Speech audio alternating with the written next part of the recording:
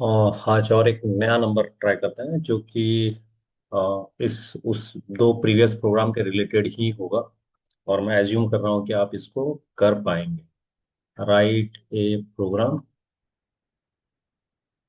To accept a number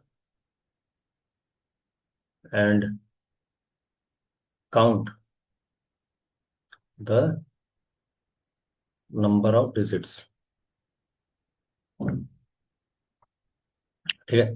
तो पहले expected output लिखते हैं। एक्सपेक्टेड आउटपुट तो क्या होगा? Enter a number. तो मैं वही सेम नंबर दे रहा हूँ 123। और यहाँ पे आना चाहिए the number of digits are 3। ठीक है। तो आप थोड़ा वीडियो को पॉज कर लीजिए और अपने हिसाब से ट्राई करके देखिए हो रहा है कि नहीं। मेरे हिसाब से हो जाना चाहिए। अ, तो मैं एज्यूम कर रहा हूँ कि आप कर चुके हैं। और आप अगर कर पाए तो बहुत बढ़िया। नहीं हुआ तो आप इस वीडियो को देखिए और आपको लगेगा कि आपसे हो जाना चाहिए था। तो पहले प्रोग्राम लिखने से पहले लॉजिक बिल्ड करता है क्या होना चाहिए। और अगर आप प्रीवियस प्रोग्राम्स को देखेंगे तो यहाँ पे आप एक प्रोग्राम ऑलरेडी काउंट वाला कर चुके हैं। क्या काउंट किया है? Number of factors. तो हम इसको यूज किए थे, count the number of factors. ठीक है। तो यहाँ पे आप क्या किए थे? एक वेरिएबल यूज किए थे सी, और उसमें एक वन ऐड किए थे आप, क्योंकि काउंटिंग एक एक बढ़ना चाहिए, ये कॉन्सेप्ट था। और उसी कॉन्सेप्ट के बेसिस पे हम एक नंबर प्राइम है कि नहीं चेक किए थे। तो वही कॉन्सेप्ट यहाँ पे डाल रहे हैं, count the number of digits. क्या डिजिट्स निकालना है? तो आपको डिजिट निकालना आता है। ठीक है। अगर डिजिट निकालना आता है तो एक बार अगर डिजिट निकल गया तो उसको एक इंक्रीज कर दो ना। एक बार अगर डिजिट निकला है तो उसको एक बार इंक्रीज कर दो। क्योंकि हम ऑलरेडी इसको देख चुके हैं, सम ऑफ डिजिट्स कैसे करते हैं, S equal to S plus D करते हैं। तो एक बार डिजिट निकला, उसको ऐड किए, तो सम ऑफ डिजिट्स निकला था। लेकिन हमें सम करना ही नहीं है, तो हमें काउंट करना है। तो एक बार डिजिट निकालो। अगर एक डिजिट निकल गया तो आप सी को एक वैल्यू से इंक्रीज कर दो। और ये डिजिट आप कब तक निकाल सकते हैं? जबकि आपका वैल्यू एन जीरो ना हो। ठीक है। तो होप आपको समझ में आ चुका है और आप कर पाएंगे। तो मैं प्रोग्राम लिख रहा हूँ अभी। ठीक है। तो यहाँ पे प्रोग्राम लिखते हैं। तो प्रोग्राम, तो कैसे प्रोग्राम लिखें? तो पहले लिखते हैं अब क्या, एन को इनपुट करना है। इंट इनपुट डबल कोट में एंटर ए नंबर। ठीक है। एंटर ए नंबर हो गया। तो अब हमें सी चाहिए। सी को पहले से जीरो करना कंपलसरी है। और यहाँ पे हम यूज करते हैं वाइल लूप, क्योंकि हम नहीं जानते कि कितना डिजिट का नंबर डालेगा। N is not equal to zero. ठीक है। तो अब निकालते हैं D equal to N mod 10। और फिर क्या करना है? सी को इंक्रीज करना है। तो c equal to C plus one. ठीक है ना? तो यहाँ पे आप सी प्लस वन कर चुके हैं। तो फिर क्या है यहाँ पे? N equal to N by 10। ठीक है। तो अगर ऐसा कॉन्सेप्ट है तो यहाँ पे सी आपको इंक्रीज करके दे रहा है। ठीक। अब अगर मैं यहाँ पे लिखूं print the number of digits are, क्या है? सी। ठीक है। तो ये कॉन्सेप्ट है आपका। तो यहाँ पे हम इसको अगर यूज करें तो ये आंसर आराम से हो जाना चाहिए। तो पहले एक मेमोरी आउटपुट बनाते हैं। Memory and output screen.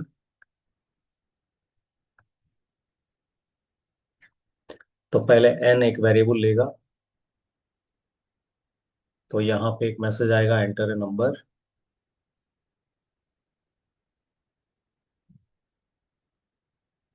ठीक है। 123 डाल रहे हैं। तो ये 123 जाके एन में स्टोर हो जाएगा। ठीक है। तो c equal to zero. C equal to zero. While कितना है? 123। एन में कितना है 123 is not equal to 0, condition क्या है, कंडीशन है ट्रू। ट्रू होने पे क्या होगा, लूप के अंदर जाएगा D equal to N mod 10, तो डी आएगा कितना, डी आएगा 3। तो सी कितना होगा, c equal to C plus one, एक बार डिजिट निकला तो इसको एक इंक्रीज कर, अब N equal to N by 10 कितना हो जाएगा ये 12। तो फिर लूप के पास जाएगा वाइल के पास, वाइल एन कितना है 12 is not equal to 0, condition क्या है ट्रू है, डी कितना होगा एन मॉड 10 कितना है ये 2, सी कितना होगा एक इंक्रीज करेगा 2, एन कितना हो जाएगा 1। फिर वाइल लूप के पास जाएगा, while 1 is not equal to 0, condition क्या है ट्रू है, तो डी कितना हो जाएगा D equal to N mod 10 1, C equal to C plus one कितना हो गया 3, N equal to N by 10 कितना हो गया 0। तो वाइल ऊपर 0 is not equal to 0, condition क्या है, कंडीशन ऑफ फॉल्स है, फॉल्स होने पे क्या होगा लूप से बाहर हो जाएगा और जो स्टेटमेंट है प्रिंट उसको यूज करेगा, the number of digits are कितना 3। तो ये है कॉन्सेप्ट जहां पर कि काउंटिंग चाहिए।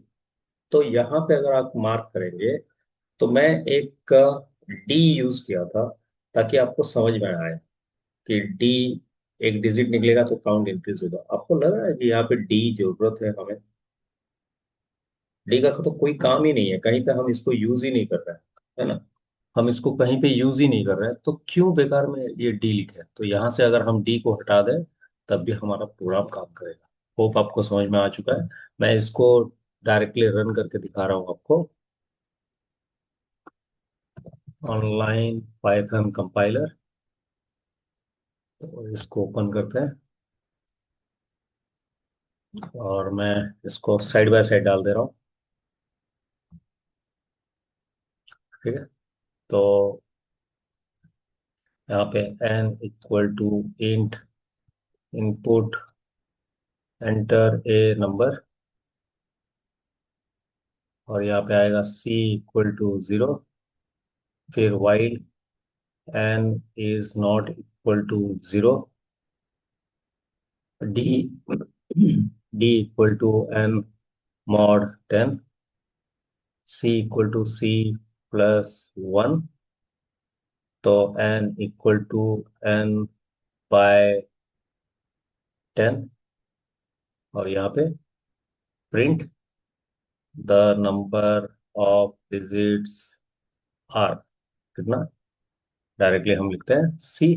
तो अगर मैं इसको रन करूं तो ये दिखाएगा आपको 123, तो number of digits are 123, 4567, four, number of digits 25, तो फिर नंबर ऑफ डिजिट्स अगर 4 डालो तो 1 ही दिखाएगा। होप आपको समझ में आ चुका है। तो अब ये डी का कोई जरूरत नहीं है ना, तो डी को हटा देता है तब भी काम करेगा ये, समझाने के लिए खाली डी था वहां पे 123 या 6 जो भी है। अब अगर यहाँ पे मैं, एक माइंड में क्वेश्चन आ रहा है कि यहाँ पे मैं सी प्लस प्लस कर सकता हूँ क्या, तो यहाँ पे सी प्लस प्लस हो सकता है क्या, तो ध्यान में रखिए यहाँ पे सी प्लस प्लस काम नहीं करता है।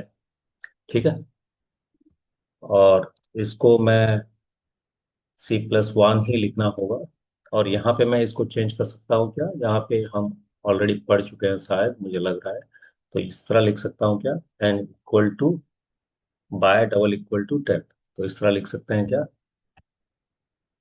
तो बिल्कुल लिख सकते हैं। ठीक है ना, ठीक, तो ये फॉर्मेट काम करता है। तो इसको क्या बोलते हैं, थोड़ा अगर आपको समझ में नहीं आया तो कमेंट कीजिए, मैं मेंशन करूंगा कि क्या करते हैं इसको। ठीक है, आगे हम पढ़ेंगे अगर जरूरत पड़ा तो, या हम इसको इस तरह लिखते हैं, अगर आप लिखते हैं S equal to S plus D, तो यहाँ पे हम इसको लिखते हैं कैसे, S plus equal to D, ये दोनों सेम है, और इसको हम बोलते हैं असाइनमेंट ऑपरेटर। ठीक है, तो होप आपको समझ में आ चुका है, तो प्रैक्टिस कीजिए, नेक्स्ट वीडियो में और एक नंबर के साथ बात करें।